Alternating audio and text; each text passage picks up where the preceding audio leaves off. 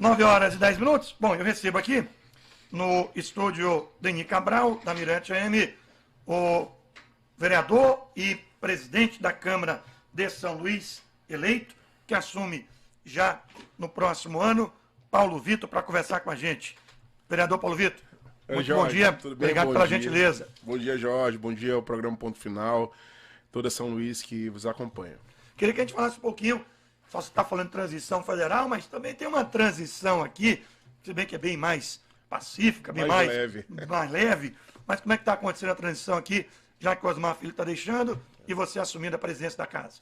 Jorge, a gente iniciou a transição da Câmara Municipal há 2 semanas atrás. Né? O presidente Osmar Filho, com muita decência, me chamou para conversar para que a gente começasse a iniciar a transição, para que a gente não fizesse isso só no dia 1º de janeiro. Para que eu conseguisse entender, né, um pouco mais a fundo sobre o que se tem dentro da casa, além do que a gente conhece dentro do gabinete como vereador, que é a ordem fiscal, né, o aparato legislativo, que é muito grande. Sobretudo, a gente montou uma equipe, né, e essa equipe está avançando lá nessa transição para que a gente consiga, dia 1º, começar com o pé direito, entregando um bom trabalho, um bom serviço aí para a nossa população. Mas agora é um novo desafio na tua vida pública, né? Você, vereador, aí depois o Carlos Brandão assume o governo, te dá uma missão, que é uma missão que não era muito simples, diz assim, olha, eu quero o maior São João e melhor de todos os tempos. E a gente vindo de uma melhora da Covid, todo mundo ávido, uma demanda represada. Depois você faz São João, sai de São João, vai coordenar a campanha do Brandão, com uma dificuldade, porque tem que eleger no primeiro turno, consegue a vitória no primeiro turno, e agora presidir a Câmara. Queria que você falasse, fizesse um resumo desses desafios que você está tendo na tua vida pública e se está preparado para mais esse desafio. Então, eu passei um ano nessa luta, na labuta para ser presidente da Câmara, né? Comecei iniciando passo a passo com alguns colegas, vereador Edson Gaguinho, vereador Marquinhos, Conceta Pinto, e mostrando o projeto que a gente tinha de Câmara. A gente começou isso antes da eleição. Graças a Deus a gente conseguiu ganhar a eleição da Câmara com a grande maioria, com 31 votos. 24 horas após, o governador Carlos Brandão me convidou para ser secretário, né? Secretário de Cultura. Recebi essa missão com muito carinho, sobretudo com muita responsabilidade. Falar em cultura é falar além das vidas aqui em nossa cidade. A cultura remanesce aqui em todos os cantos, né, em todas as ruas da nossa cidade. Então era uma missão não só, eu digo junina, mas era uma missão de representar a cultura do nosso estado num período que era ele apostou ali na retomada da economia, né? Exato, era um período de muita expectativa da cidade, muita expectativa sobretudo da nossa região, né, aqui no Maranhão. E aí fizemos um grande São João, 2 meses de São João. Após isso, o São João, nós começamos uma pré-campanha. Eu tive que me afastar legalmente da secretaria para poder coordenar a campanha do governador Carlos Brandão. Não poderia estar como secretário e coordenar a campanha dele. Assim o fizemos, saímos vitoriosos, né? E todas essas etapas foram de preparo.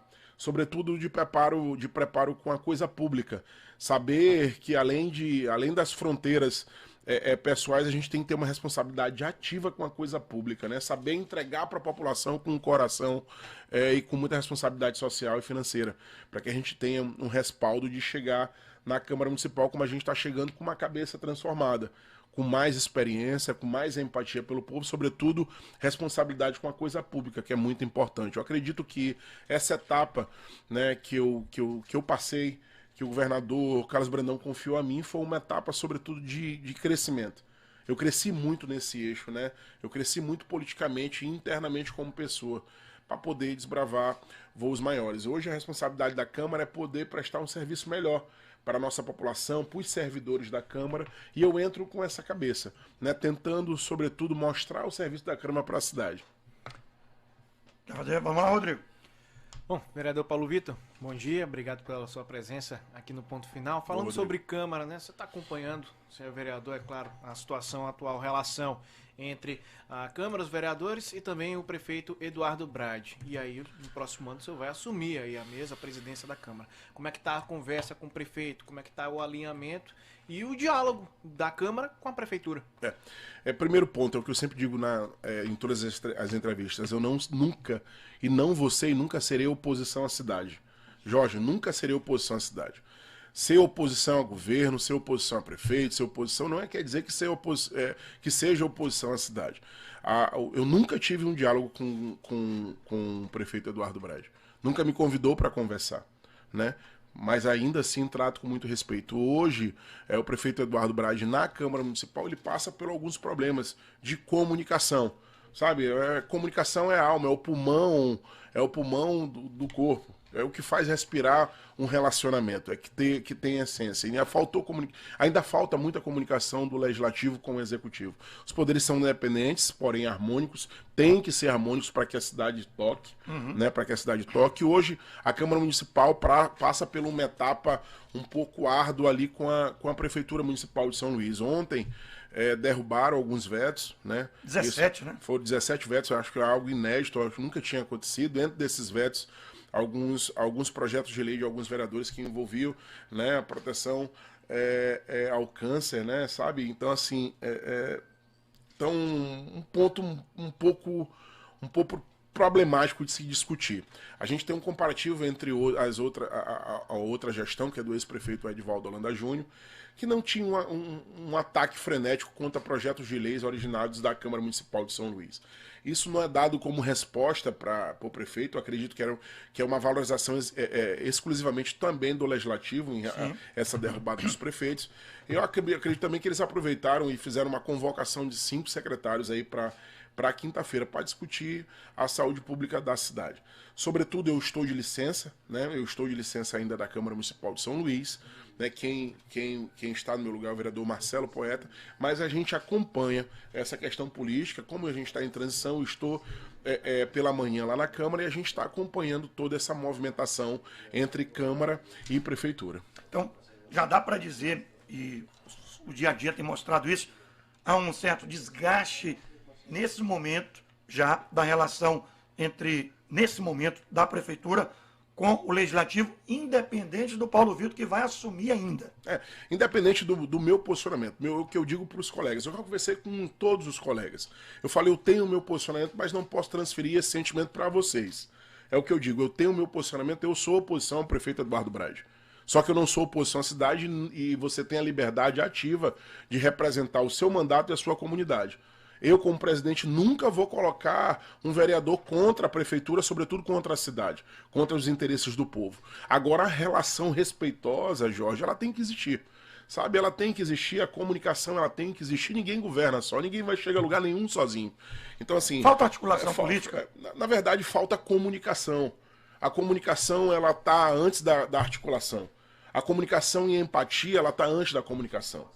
Sabe, não quer dizer que eu vou comunicar com a classe política para que eu tenha liberdade para poder trabalhar. Não é isso. É saber utilizar as ferramentas do legislativo para que se tenha harmonia para chegar na população. E nesse caso, para o senhor, o diálogo tem que partir por parte da Prefeitura? Com certeza absoluta. Há muito que se diz, há muito que se prospera, porque não paga emenda e etc, etc. Ontem a gente recebeu o presidente do Aldenor Belo, o Antônio Dino, o Dino, né, lá na nossa Câmara Municipal.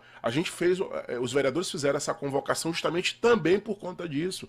Veio reclamar, tá com 3 meses de atraso, 3 meses de atraso de repasse no Hospital de Norabelo, né? E nenhuma das emendas indicadas para lá foram pagas, emendas impositivas da saúde.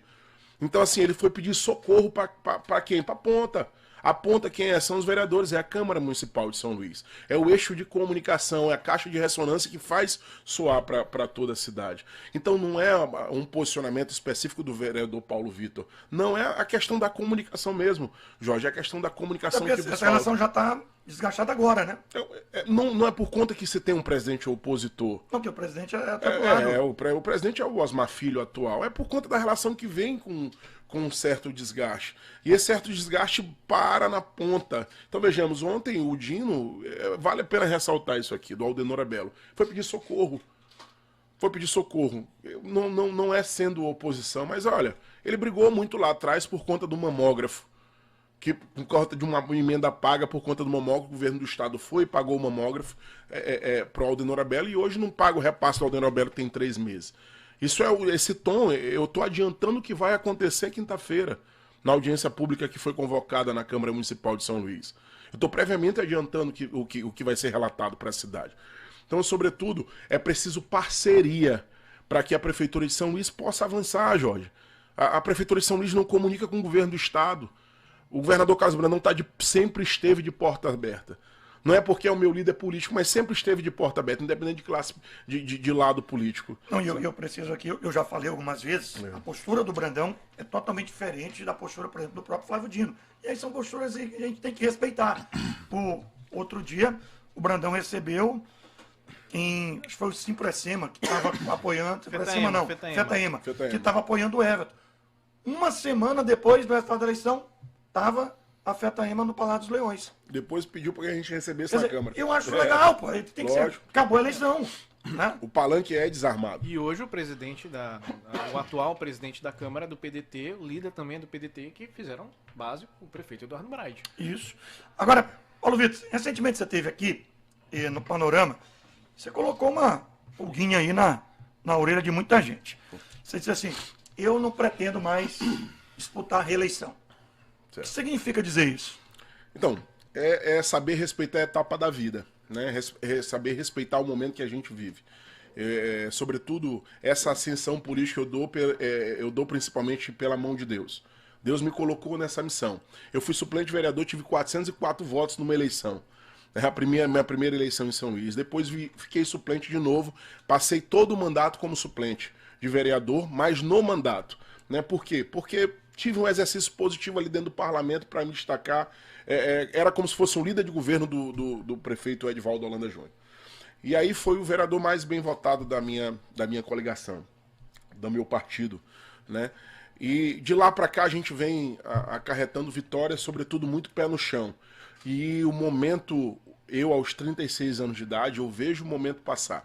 Então eu planejo alçar voos maiores, sobretudo sobre a tutela do governador Carlos Brandão, sob a liderança do governador Carlos Brandão, mas hoje me preparo para alçar voos maiores como todo político, como toda pessoa de carreira faz. Né? Eu tenho a política como carreira interna dentro de mim. Uhum. Eu faço isso todos os dias, eu faço política todos os dias. Então eu me preparo todos os dias para assumir cargos de responsabilidade maiores. Então eu me mantenho convicto que não tenho mais a vontade de ser vereador da cidade. Por quê? Porque foi inclusive também uma promessa de campanha que eu fiz, que eu não seria novamente presidente da Câmara. Aquele processo tinha que ser interrompido, como foi, eu fui eleito presidente da Câmara, e a gente vai dar oportunidade para outros colegas. Isso foi uma promessa de campanha. Eu não serei mais candidato à presidência da Câmara. Então, assim, depois daquela entrevista aqui, muito soou. Eu venho conversando com todos os agentes políticos, buscando sempre a união, trazendo a união para São Luís através da Câmara Municipal. Sobretudo, eu fico feliz em ter o meu nome, postulado para outras missões. Mas aguardo sempre da liberação de quem está acima de mim na hierarquia política, que hoje é o governador Carlos Brandão, que me ajudou muito a estar onde eu estou hoje aqui. Então eu aguardo feliz e trato sobre São Luís, sobre Câmara Municipal, com muita decência adiante por esses dias. Agora, o senhor falou em articulação. Recentemente, o senhor teve um encontro com o Fábio Macedo, que é o presidente do Podemos, teve com o André Fuca, presidente do PP, ontem também com o Rubem Júnior, que é o representante do PT. Isso é um trabalho... Primeiro, o senhor pensa em mudar de partido ou seguirá no PCdoB, no PSB, né? PCdoB, ou o senhor está apenas conversando com a classe política para um futuro projeto buscar unidade? Eu queria aproveitar para complementar a pergunta do Jorge, como é que está também a relação com o Márcio Gerri e as conversas, né, aí para 2024? Então, eu sou vereador eleito pelo PCdoB, que hoje é a federação, PCdoB, PV e PT, né? Trato com muita decência, com muita responsabilidade o local que estou, faço parte da federação. Sobretudo, hoje como gestor, né? Digo gestor, futuro gestor a partir do dia 1º da Câmara Municipal de São Luís, a gente tem que estar com um diálogo aberto com todos os agentes políticos, com todos os partidos. Após esta etapa aí, que eu disse que não seria candidato a vereador, a gente começou a ser procurado, pelos partidos, conversamos já com vários agentes políticos, vários deputados federais, presidente de partido, né? Uma conversa harmônica, uma conversa sobre o futuro de São Luís, né? E aí essa conversa, ela com certeza, ela passa por perspectivas futuras. Ela passa por perspectivas futuras. Mas, como eu disse anteriormente, essa unidade, ela se dará a partir de um posicionamento que não parte de um Paulo Vitor. Parte da população, sobretudo, uma deliberação política. Eu acredito que um próximo candidato a prefeito da cidade, ele tenha que entregar algo à cidade. Não só em promessas, mas em ações. Né? Então, essas promessas, elas ficam às vezes vazias quando se tem ações. E hoje a gente tem a Câmara Municipal de São Luís, a gente tem um trabalho feito na cultura do Maranhão, para que a gente possa entregar cada vez mais. E a conversa política com os agentes políticos são naturais, né? E acredito que um candidato a prefeito, ou a governador, a qualquer cargo eletivo que seja, ele tem que buscar, sobretudo, a unidade. Ele tem que buscar a unidade, né? A minha conversa claramente e objetiva com os políticos, com os presidentes de partido, foi em torno disso, de unidade. Agora, nesse primeiro momento, permanece no PCdoB, na federação? Permaneço na federação, né? Ainda não tive uma conversa com o presidente Márcio Gerri, que se postula como um pré-candidato a prefeito da cidade, né? Legítimo, tem um trabalho, tem mandato, tem trabalho popular, né? Dada a intenção de ser candidato, a pré-candidato a prefeito de São Luís é extremamente legítimo. Sobretudo, ainda não conversei com ele. Conversei com outros partidos, né? Conversei já com outros partidos, e a conversa é sempre muito harmônica. Acredito que o próximo candidato a prefeito de São Luís, que fará trincheira contra o Eduardo Brade, será um prefeito da unidade. É isso que eu ia lhe perguntar. Muita gente diz que o Brade perdeu a eleição para o Edivaldo, mas saiu, obviamente, muito fortalecido, natural do embate. Mas muita gente diz que o Brade ganhou a eleição porque o grupo político do Flávio Dino, que era um grupo muito grande, que hoje praticamente está sendo liderado pelo Brandão, já que o Flávio está em voos maiores, e se dividiu. Teve vários candidatos. O senhor acha que para 2024 o caminho é ter uma unidade, ter uma candidatura única para o enfrentamento com o atual prefeito? Acredito que seja reflexo, inclusive, da labuta e da caminhada que o governador Carlos Brandão fez para ser candidato a governador. Ele conversou com todos os partidos, ele conversou com todos os agentes políticos, ele conversou com o Everton, ele conversou com os opositores, ele conversou com todo mundo. Ele sentou na mesa de discussão para mostrar as propostas, trazer a unidade, para que não houvesse rompimento. Né? E eu acredito que da mesma forma irá acontecer. Eu percebo no governador Carlos Brandão, que hoje é o líder do nosso campo político aqui no estado, né? Que a unidade prevalece no sentimento, no coração dele. Qualquer candidato que seja, que irá enfrentar esse processo de uma candidatura ao executivo na próxima eleição, ele tem que levar a unidade junto com ele. Ele tem que levar a unidade junto com ele. E essa unidade, ela é prova viva do que já aconteceu alguns dias atrás. O vereador Carlos Brandão, ele ganhou em primeiro turno pela unidade.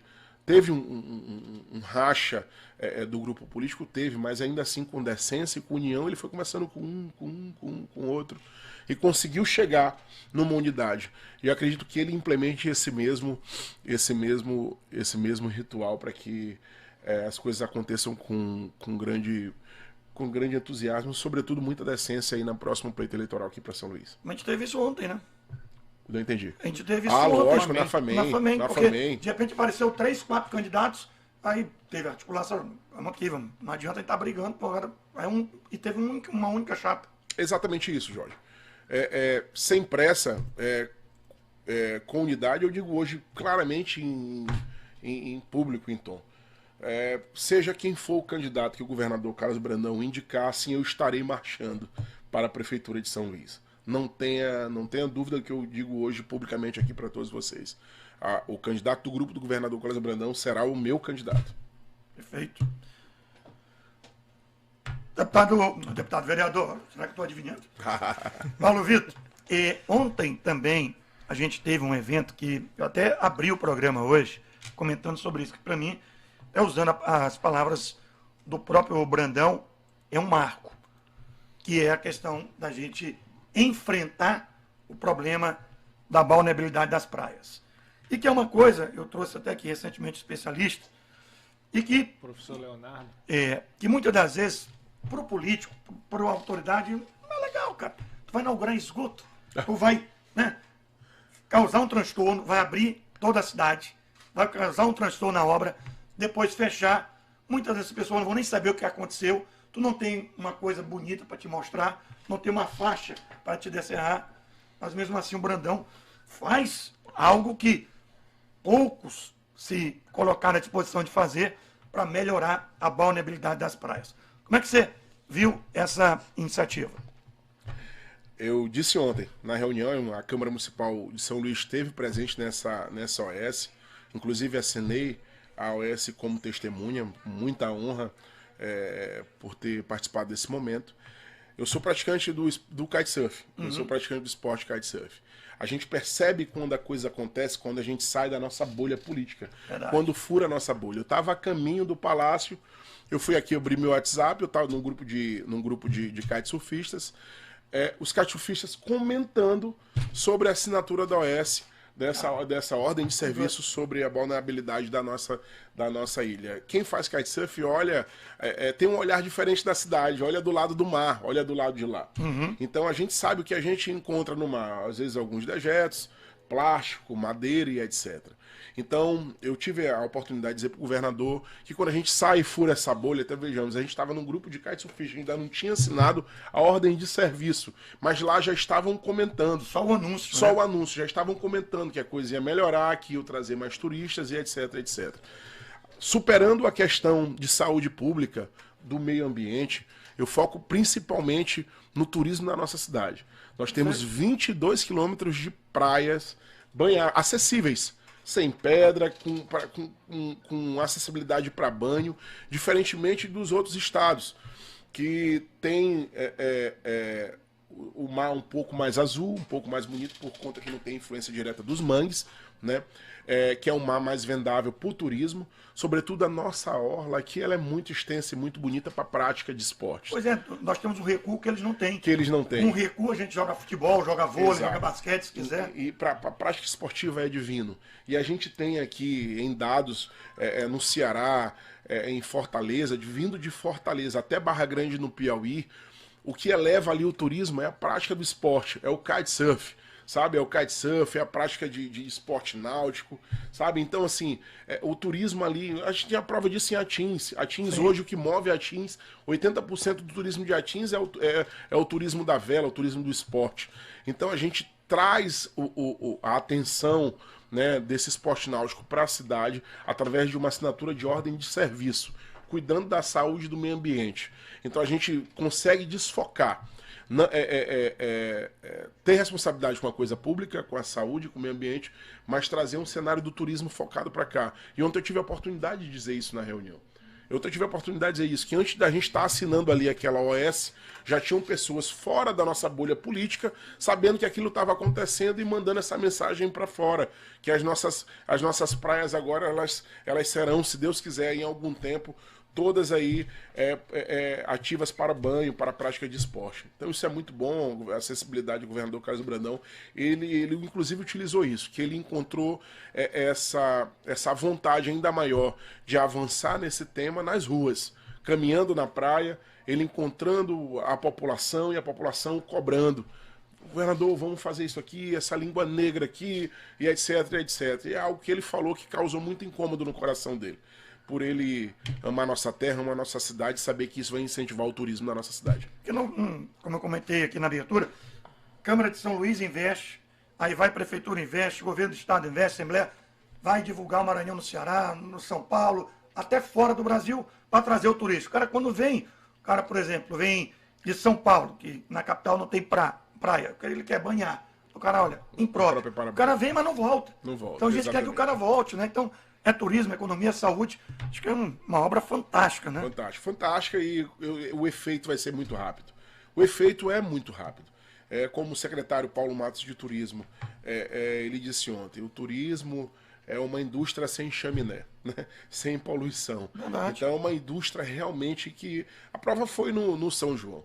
São João aqui, os hotéis ficaram superlotados, né? E a gente tem isso todos os dias aqui, a nossa beleza, as nossas belezas naturais. Agora, vereador, com relação a fazer uma avaliação, é pouco tempo, mas eu tenho chamado muita atenção essa postura do Carlos Brandão.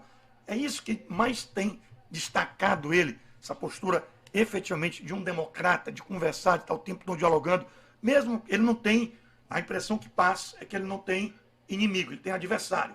Ali é meu adversário, mas amanhã pode não ser mais. Isso ficou explícito daquela reunião lá em Brasília, né? Ele teve ao lado do Everton. Conversou com o próprio Bride. Conversou com o Bride, pois é. Acho que isso é um diferencial. Com certeza. Muito eu tenho aprendido com isso. Muito eu tenho aprendido com o governador Carlos Brandão. Ele tem a tranquilidade de um monge e a firmeza de um general. Ele tem a tranquilidade de um monge e a firmeza de um general. Ele sabe a hora certa de ser forte, de ser rígido, de ter uma postura rígida para poder decidir enquanto governador e líder do Estado. E a tranquilidade em saber escutar. Ter mais ouvidos do que boca. Isso aí, para mim, foi uma grande experiência que eu tive, que eu trago para mim, para minha vida pública, é ter essa referência como gestor e como homem. A tranquilidade dele resplendiu aí. Ele levou para a população o entendimento que aquele governo tinha que continuar. Sabe? Que aquele era um homem íntegro, que era tranquilo, que era calmo, que tinha convicção do que estava falando, sobretudo tinha firmeza que iria executar aquilo que estava prometendo. Essa tranquilidade ele não só conseguiu trazer para a classe política, que o acredita muito na palavra dele, mas também para a população. Eu acredito que um homem, a partir dessa expertise, a partir dessa convicção, ele consegue governar com mais tranquilidade, Jorge. Ele consegue ter mais empatia com o povo. Eu não tenho dúvida que isso é uma grande atenuante para que um gestor, um homem público tenha no coração para poder gerir a coisa pública. E com certeza isso foi o grande diferencial dele nesta campanha. Acredito na etapa de vida que ele teve, né? Como secretário, como deputado federal. A passividade e a tranquilidade dele sempre traz uma tranquilidade para quem está abaixo dele para poder gerir a coisa. Ele sempre dando liberdade. Eu fui secretário dele. Eu fui secretário e tive a liberdade para poder executar com decência com a coisa pública. Isso para mim foi muito importante. Eu ter uma liberdade de poder avançar, desde que essa liberdade não fira princípios constitucionais, né, princípios financeiros, princípios morais. E eu acredito que isso ele tenha saído da nossa bolha política, que tem esse entendimento, a nossa bolha política tem esse entendimento claro, e tenha chegado na população, que é um governador tranquilo, eu costumo falar, é um governador tranquilão, é um governador tranquilo, que não causa instabilidade aqui no nosso povo. Perfeito, e mais do que não, que é o que a gente está precisando nesse momento de gestores assim, né? Vereador Paulo Vitor, queria lhe agradecer você ter vindo aqui conversar com a gente. Se a gente não conversar mais até o fim do ano, Feliz Natal, Feliz Ano Novo, pelo menos publicamente aqui, e sucesso na caminhada à frente da Câmara. Eu sei que é um novo desafio, mas agora todas as fogueiras o Paulo Vitor tem pulado, né? Tem dado certo. Então que a gente espera que tenha muito sucesso à frente do nosso Legislativo Municipal. Acredito fielmente que através da comunicação a gente pode mover montanhas. O que vocês fazem aqui todo dia é isso, é comunicar para a população de forma clara, consciente e limpa. Né? Gostaria de parabenizar as tuas informações, o teu trabalho, Jorge. Parabéns pela Mirante, por sempre estar atenta às causas sociais da nossa cidade. Né? A informação é muito válida para todos nós. Sobretudo, eu agradeço a Deus esse momento que passo. Né? Mando um forte abraço a todos os ouvintes que me escutam. A nossa posse será dia 1º, será no Teatro Arthur Azevedo. Eu queria externar esse convite a todo mundo que torceu por nós. Né? Vai ser um momento, para mim, de virada de chave, é um momento muito importante, de um vereador suplente, hoje presidente da Câmara, né? Agradeço a Deus, sobretudo, e tratarei com muita responsabilidade o que me foi dado pelo povo e por Deus. Eu te agradeço, viu, Jorge, pela oportunidade. Eu que agradeço. Gratidão. Conversei com o vereador Paulo Vitor, presidente eleito, que a partir do dia 1º de janeiro é o presidente da Câmara de São Luís. 9h40.